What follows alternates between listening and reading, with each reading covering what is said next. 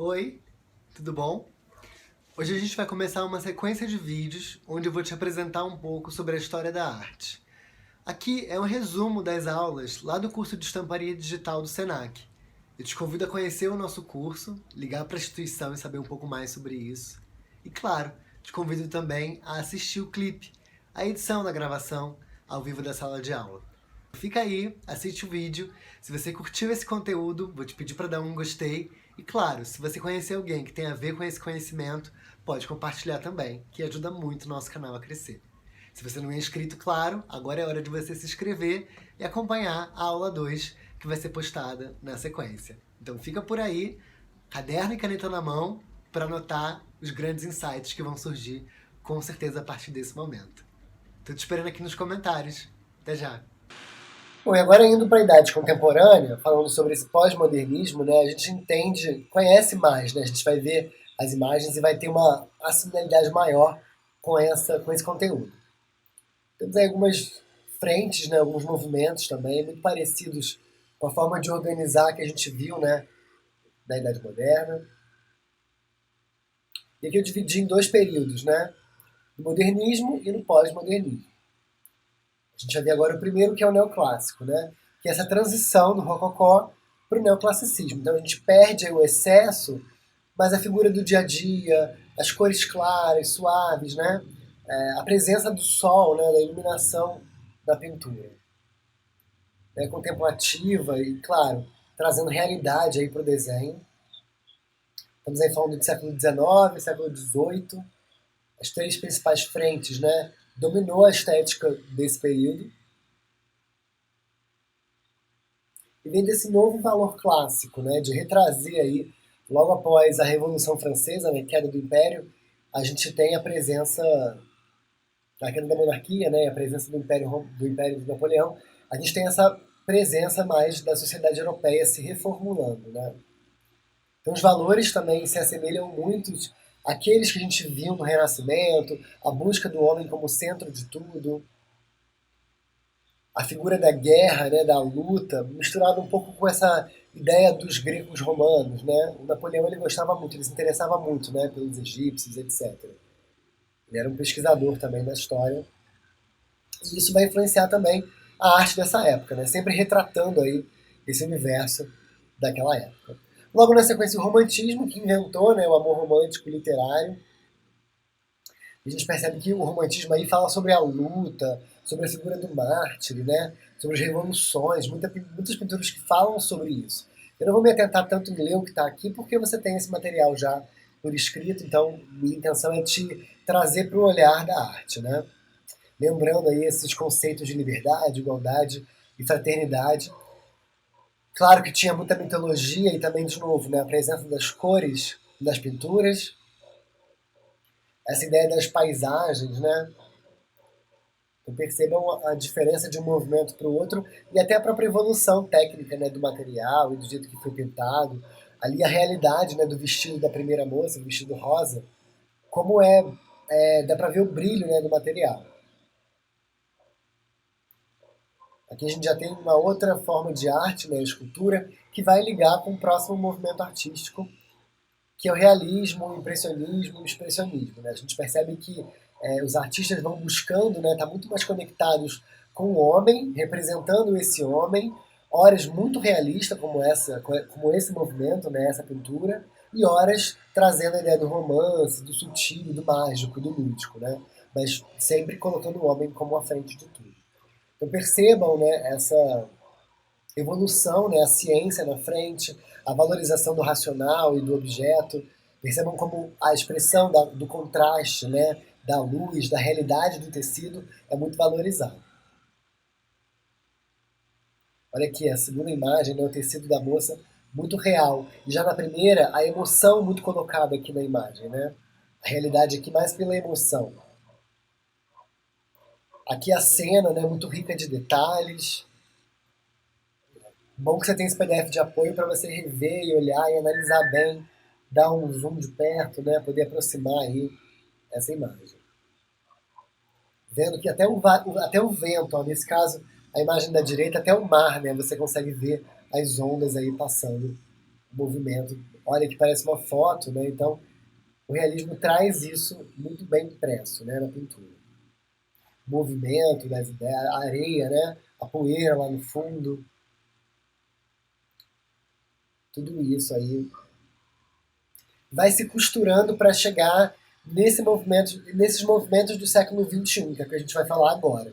Então percebam que lá no século XVII, XVIII, XIX, ainda era uma construção de desenho, né, e de formas no geral, muito fiéis à realidade.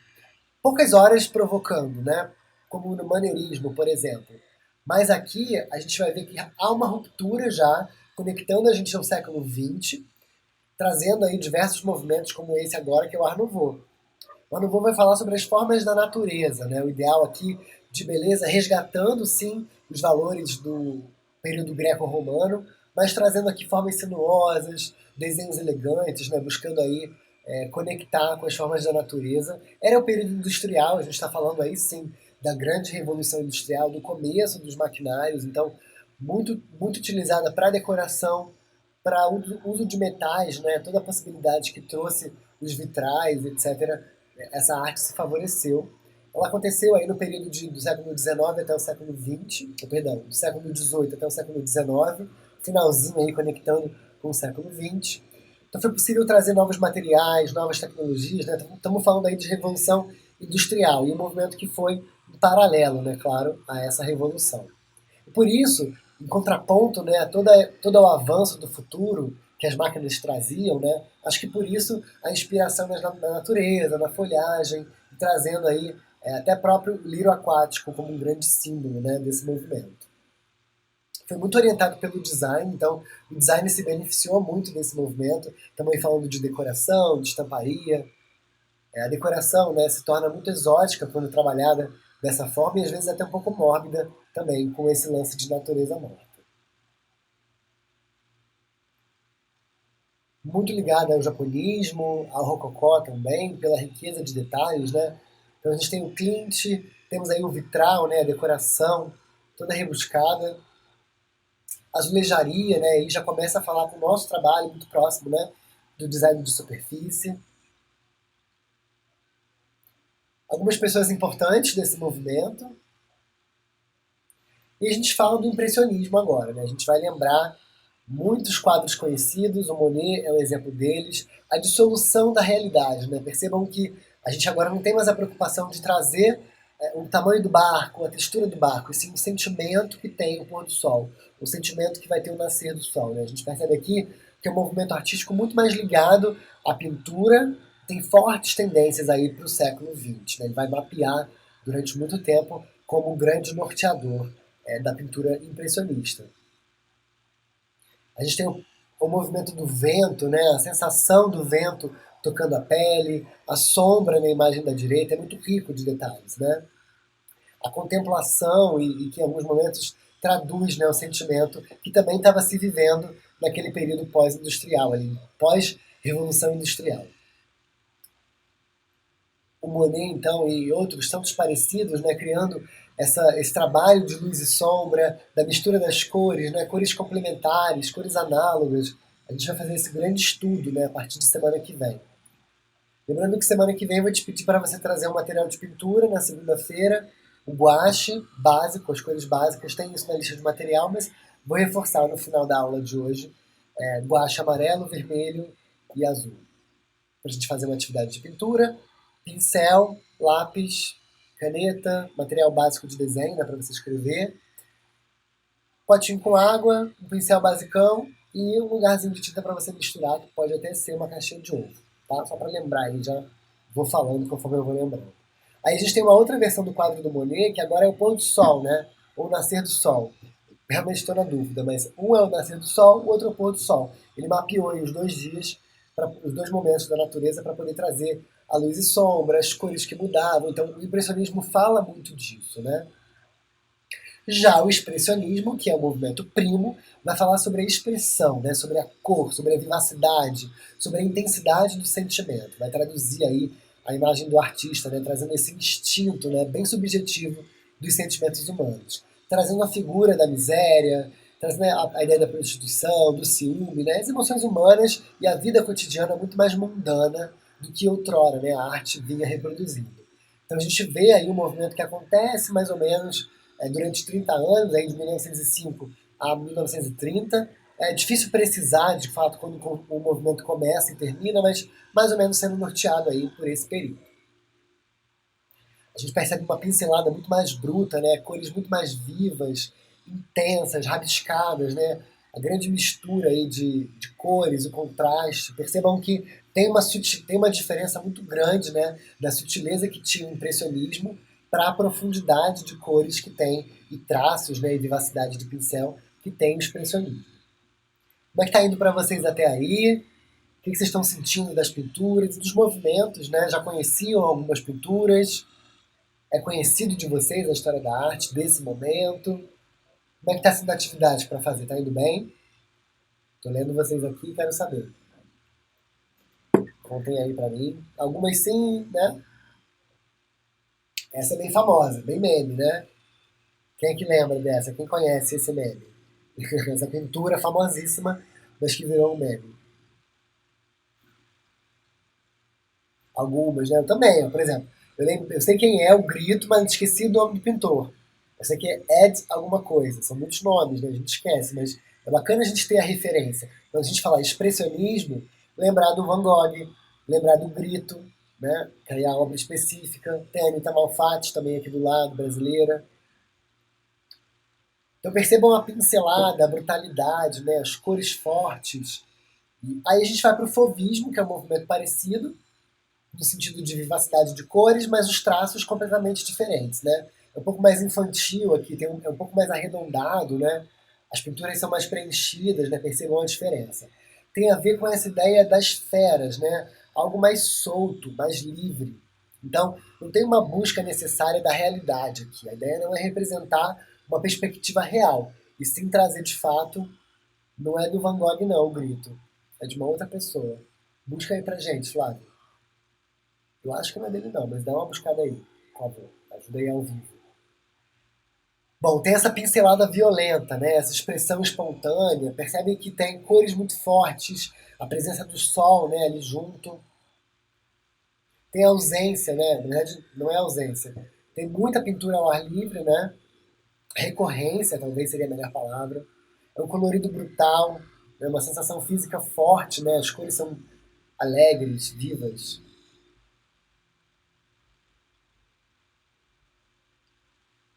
Então percebam, né, a impulsividade das cores, a não preocupação com as formas do corpo serem de fato realistas, né, ou anatômicas. A preocupação muito maior em contar uma história, em trazer um sentimento. Né? O fauvismo fala disso, ele bebe da fonte do expressionismo, né, que a gente acabou de ver, mas ele vai além, né? Ele vai mais solto ainda, menos preocupado ainda. É muito forte, cores muito saturadas, muito contraste de cor, né? Oba, valeu, Guilherme. Ó, Edvard. Meu xará, né? De algum jeito aí alemão. Meu nome diz que vem daí, né, inclusive. Edvard. 1893. Século XIX. Quem é que estudou história aí? Era difícil, né? Eu lembro que tinha que decorar. É sempre um século à frente, né? Um milênio. Não, um século à frente. E vamos que vamos. Aqui a gente já tem alguns elementos fáceis, mais tranquilos de extrair material de estamparia, né? Poder olhar as cores, poder olhar os arabescos, né? Olha quanta influência já foi se trazendo, né? Aqui a gente já via o mundo inteiro circulando, não era uma globalização, mas a Revolução Industrial possibilitou, né, viagens mais longas, ok? E aí, para a década de 30, a década de 40, um movimento que eu adoro, acho muito legal. Não é tão expressivo, mas, assim, em termos de profundidade, né, ele é muito aplicado à arquitetura e ao design. Não tivemos muitas pinturas, e, aliás, tivemos bastante ilustração, que foi o movimento do Art Deco. Quem aí conhece ou já viu o filme O Grande Gatsby? Tem no Netflix, é lindo, figurino maravilhoso, e tem muita referência pra gente, né? É um movimento que aconteceu aí muito voltado para o design, ligado, de novo, né, à industrialização. Muito metal, muita linha reta, né, muito, poderia dizer, digital, no sentido de que foi feito pela máquina, né? Ele pega aí essa ideia do Art Nouveau de ter um movimento que seja de design extremamente comercial e vai construindo aí, através da arquitetura, alguns prédios icônicos, como o Empire State Building lá em Nova York. Aqui trabalho no metal, do outro lado na estamparia, formas da natureza e movimentos sinuosos, sim, porém geométricos. Né? Percebam que tem aí o nome do... Quem souber o nome do filme e puder escrever, O Grande Gatsby, tem no Netflix. É com Leonardo DiCaprio. E aí também nessa época dos anos 30, 40, tem o cubismo. Eu acho que quem representa bem esse período é o Picasso, né? Traz pra gente aí esse conceito da não perspectiva. Por favor, não falem de Romero Brito aqui nessa sala. E traz aí essa renúncia, né, à perspectiva do claro e escuro, trazendo a perca da função, e sim você chapar uma cor na outra, trazendo um incômodo visual também, né? Essa desperspectiva. Cores mais austeras, né? A gente está falando aí de Segunda Guerra Mundial, também tinha essa provocação com o mundo inteiro em crise, né? Muitas coisas negativas acontecendo. Horas muito desconstruído também, né? Quebrando paradigmas na arte, provocando também nesse sentido. E trazendo muito essa lamúria, né, esse sentimento de tristeza que a gente via acontecendo entre guerras. Bom, e agora a gente vai para a idade contemporânea. Estou dando bastante material, tá? Eu sei que hoje vai ser bem injeção de conteúdo, mas a aula vai ficar gravada. Você tem o PDF aí para produzir ao longo do final de semana, caso você tenha tempo. Senão você vai ter também na segunda-feira, de 2 às 3, para engajar bastante aí nas atividades, tá bom? Então, para a gente avançar bem e dedicar o nosso tempo para desenhar, que eu acho que é o que todo mundo vai curtir muito fazer, né? Não que não seja importante esse conteúdo de história, veja bem, mas é importante que a gente acelere ele para poder a gente conseguir ver tudo na medida. E mais importante, trabalhar aqui agora a nossa gestão de tempo. Então, antes eu te dei 15 minutos mais ou menos para fazer cada slide. Agora você vai perceber que você vai ter mais ou menos de 10 a 7 minutos para fazer. Com isso você vai criar um raciocínio mais lógico, um pensamento mais organizado e vai conseguir traduzir melhor a sua ideia em pouco tempo, baseado aí numa pesquisa que você fez prévia sobre o tema.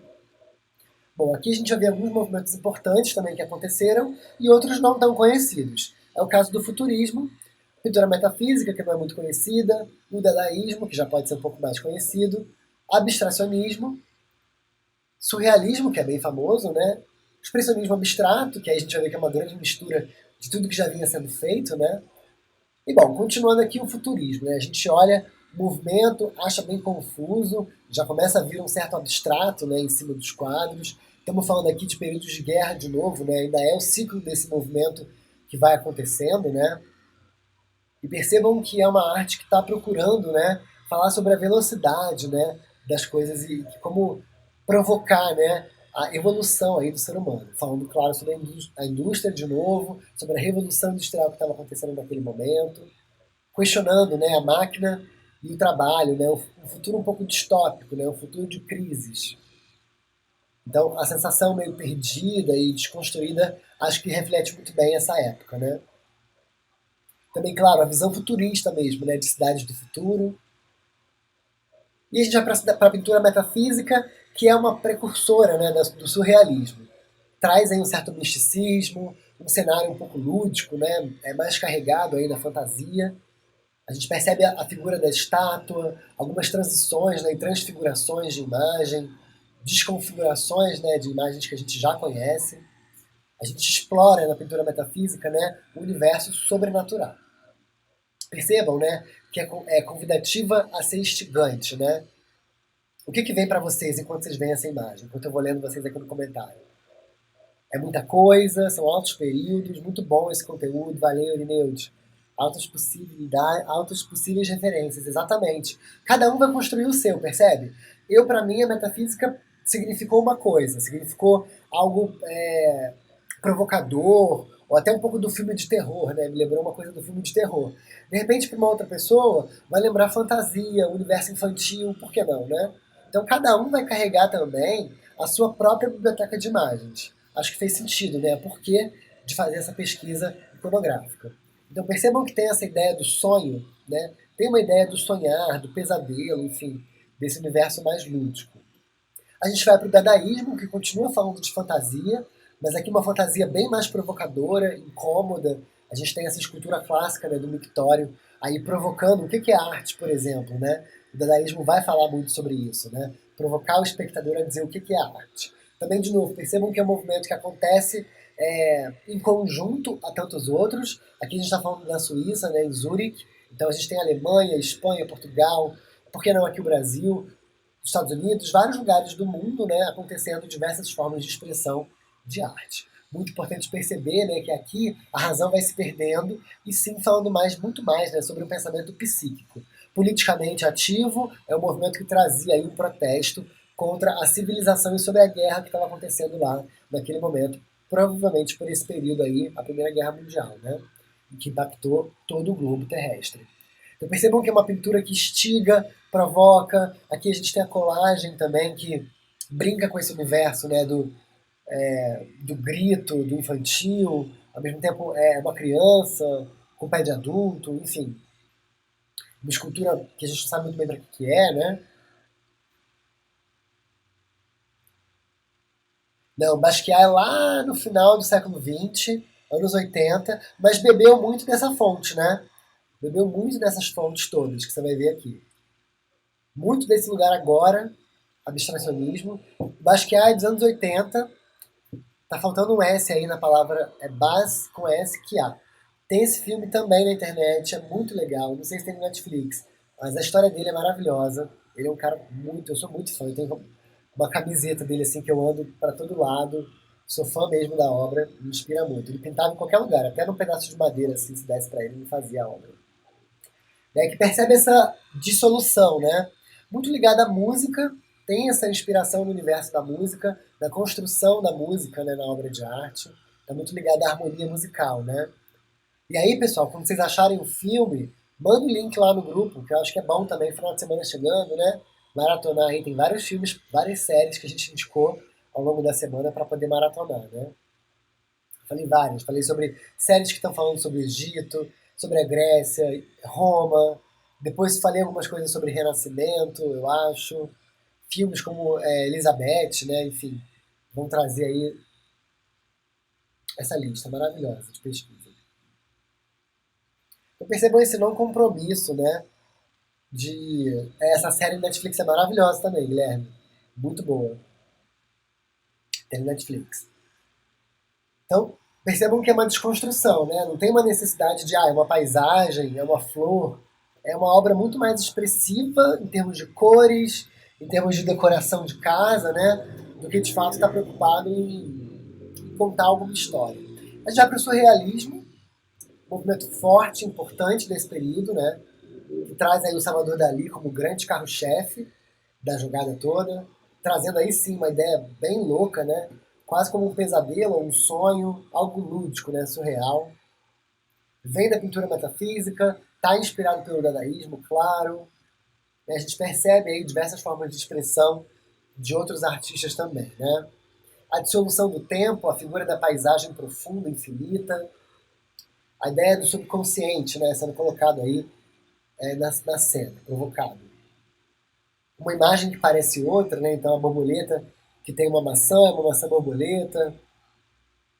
E aí, saindo disso, a gente vê o expressionismo abstrato, né? Que culmina nisso tudo. É a grande explosão, né? De cores, é a não preocupação com o real, o surrealismo, por que não em cima disso, né? A contemplação em vários momentos. Tem vários tipos de pintura que acontecem nesse período do expressionismo abstrato. A gente pode perceber a action painting, que é essa pintura ativa do Pollock, por exemplo, onde ele vai aí jogando a tinta na tela e a pintura vai se formando. Também tem um filme sobre a vida dele, é bem legal assistir. A tinta era jogada de forma instintiva. E tem também o Corlo Field, que seria o tipo de pintura mais meditativa, ligadas ao movimento do pintor rótico, como por exemplo, que a gente vai ver daqui a pouco na imagem a seguir. Então tem a sutileza e tem a expressividade. Os dois caminham em paralelo nesse movimento. Então percebam essa pintura mais expressiva, mais colocada aí a mão forte na pintura, né? E outra mais contemplativa, mais suave, colocada de forma mais tranquila, que é o rústico. Olha a diferença de uma para outra, né? E até o sentimento que traz de uma para outra também.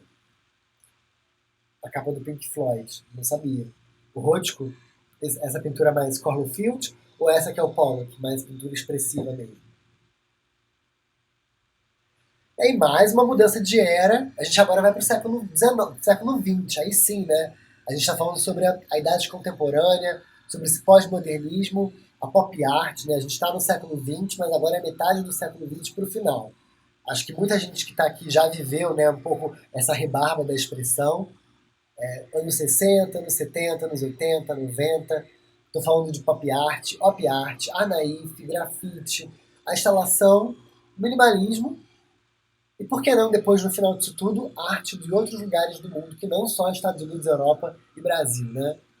Bom, a pop art é a primeira dessa grande sequência e ela vai falar sobre o capitalismo, né? Vai brincar, vai provocar a gente a olhar para o dadaísmo e a trazer ainda mais o universo pop, né? O universo popular para a arte. Então, muito desse movimento norteou também a segunda metade do século XX e inspira ainda muita gente a fazer esse tipo de obra de arte. Temos aí o Andy Warhol, que eu acho que é o pai desse movimento, né? O precursor desse movimento, segue como minha referência para vocês. Quem aí conhece essa. Exatamente, surrealismo então, né, Flávio? A capa do Pink Floyd trabalha muito com isso, né? Até porque eles têm muito misticismo, eles conhecem muito, né, das coisas e sabem que uma imagem carrega muita informação, né? Aqui saiu uma imagem errada, mas é essa pop art, né, essa brincadeira aí com imagens icônicas e personagens icônicos, né, como esse governador chinês. Mao Tse Tung, se eu não me engano, esqueci o nome dele. Bom, Liechtenstein, que é muito famoso também, trabalha com pontilhismo, né? Trabalha com pontilhismo em cima da sua obra, trazendo a ideia do cartoon, que é uma outra estética também que a pop art faz. Bom, prima dela de nome é a op art, um movimento muito conhecido, muito famoso, né? Da década de 60. A gente vê aí a obra do futurismo inspirado, né? Tem essa ideia do futuro distante, a ideia do optical, né? Do digital nesse momento. Percebam a grafia, né? A formografia, não, perdão, a diagramação das cores, né, nesse momento. Então a evolução da arte, como é que vai? Desde a pré-história, né?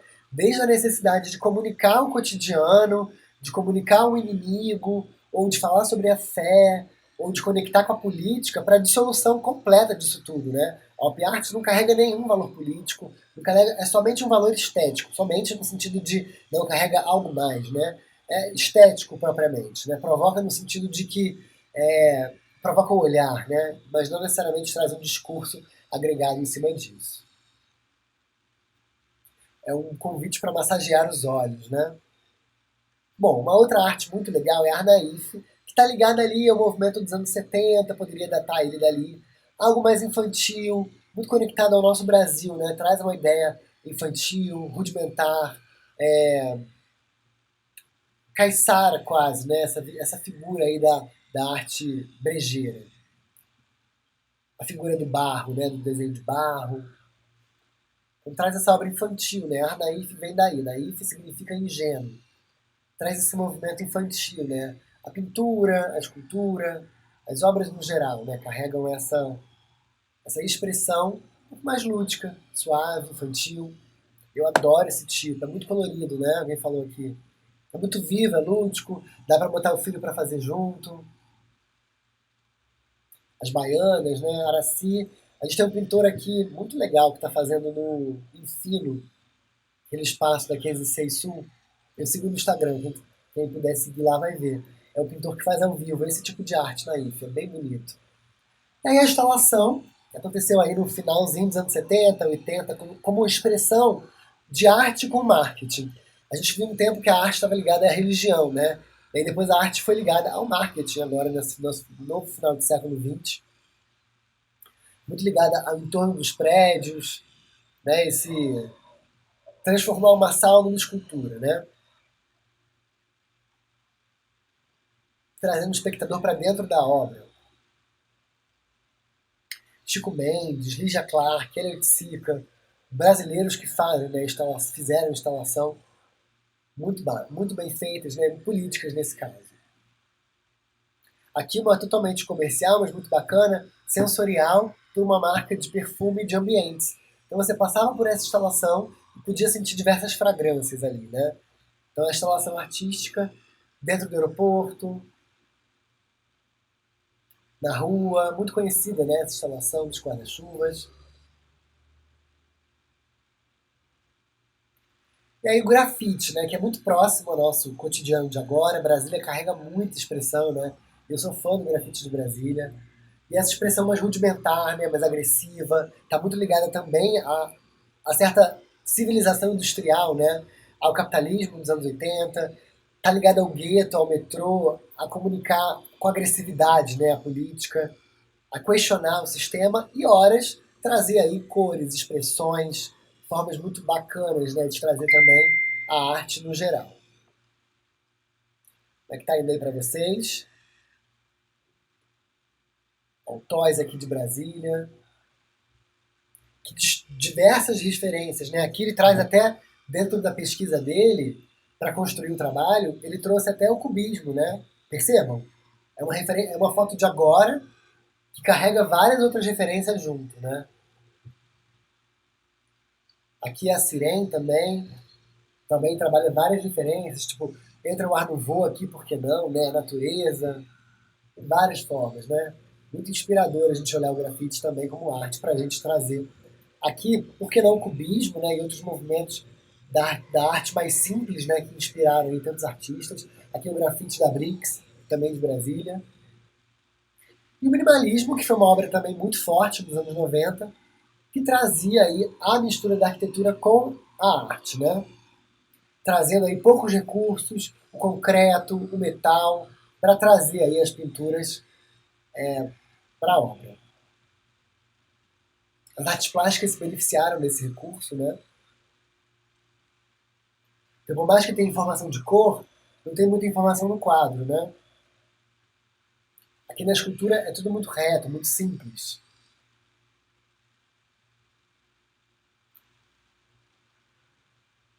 E bom, por que não também falar sobre a arte do mundo, né? Arte nas outras civilizações. A gente vai ter os povos indígenas, a arte africana, que acontece ao longo do mundo, né?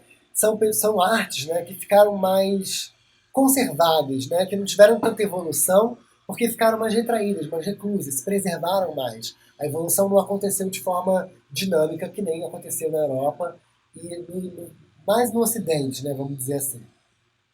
Os povos indígenas aqui, principalmente, né, da América do Sul, trazendo, né, a representação muito próxima à pré-história, né? Ao cotidiano, a mistura da vida espiritual com a material, tudo muito próximo, né? Tem muita mudança aí até hoje é representado dessa forma, né? A pele do bicho, a natureza, tudo é muito copiado, né? Mimificado através do padrão. E a estamparia se beneficia muito disso, né? A tecelagem, etc. O trabalho com a palha, muito influenciada no samba, né? Também. A arte africana, que é próxima no sentido do uso dos materiais, né? E da história, né? Aqui muito forte a tecelagem, inspiradora a gente olhar esse material, né? Para construir a nossa própria referência, jamais para copiar, e sim para construir base sólida de conhecimento. É muito importante a gente olhar não só, né, a tecelagem, mas também a escultura, né? Aqui nesse caso deles em madeira. O trabalho das miçangas, das palhas, muito próximo também à arte indígena, né? A técnica da wax print, que seria a estamparia à cera, né? Onde você tem uma cera por cima disso tudo para poder preservar a tinta e aí cria uma textura no tecido. Muito bacana esse tipo de estamparia também. A África é muito grande, cada pedaço da África carrega, né, um tipo de expressão específica. Igual vai acontecer na Ásia, né? Afinal de contas são dois continentes e cada um vai carregar aí diferentes propriedades culturais de cada país e estado às vezes, né? O Brasil, que tem a sua proporção de continente, sabe bem disso, como é pra gente a diversidade de cultura que o nosso país tem. Então a gente percebe aqui mais sutileza, mais suavidade, muito icônico, né, para os países do Oriente. A gente percebe que é um povo mais zen, de fato, né? E aí isso vai representar também as formas da natureza, os arabescos, a sutileza e etc. Né? A representação do cotidiano e trazendo sim, né, a figura do lúdico, a figura dos deuses, né, mas de forma também muito própria, muito clara, monocromática, uma cor só, ou então na tapeçaria, né, como é o caso aqui, trazendo a divindade, né, a lembrança da divindade, claro, muito ligada à fé, né, os indianos com as pinturas corporais, os arabescos, né, os desenhos sinuosos, muito parecido com a arte que a gente viu islâmica, né?